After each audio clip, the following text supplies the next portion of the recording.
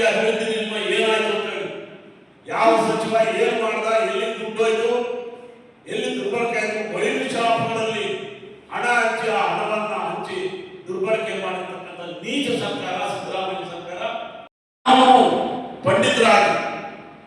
16 ಬಜೆಟ್ಗಳನ್ನ ಮನ್ನಣೆ ಮಾಡಿ ದಲಿತರಿಗೆ ಈ 3 ಬಜೆಟ್ ಅಲ್ಲಿ ದ್ರೋಹ ಮಾಡಿದ್ದಾರೆ ಅಂತ ಹೇಳಿದ್ರೆ, ಅವರು ತಾನು ಜನಪರ, ಬಡವರ ಪರ, ದಲಿತ ಪರ, ರೈತ ಪರ ಏನೆಲ್ಲ ಬೊಗಳೆ ಬಿಡ್ತಾರೆ, ಆ ಬೊಗಳೆ ಸಿದ್ದರಾಮಯ್ಯ ಬೇಡ, ದಲಿತ ಪರ ಇರ್ತಕ್ಕಂಥ ಸಿದ್ದರಾಮಯ್ಯ ಇವತ್ತು ದಲಿತ ಪರ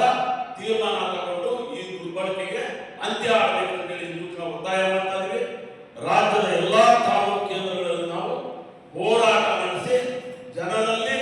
ಜಾಗೃತಿಯನ್ನ ಮೂಡಿಸಿ, ಯಾವ ಪರಿಶಿಷ್ಟ ಜಾತಿ ಜನಾಂಗದವರು 101+52 ಜಾತಿ ಜನಾಂಗಗಳು ಇವರನ್ನ ಅಧಿಕಾರಕ್ಕೋ ಅದೇ ಜನಾಂಗಗಳು ಇವರನ್ನ ಅಧಿಕಾರದಿಂದ ಕೆಳಗಿಳಿಸ್ತಕ್ಕಂಥ ಹೋರಾಟಕ್ಕೆ ಕರೆ ಕೊಡಬೇಕಾಗುತ್ತೆ ಅಂತ ಹೇಳಿ ಈ ಮೂಲಕ ನಾನು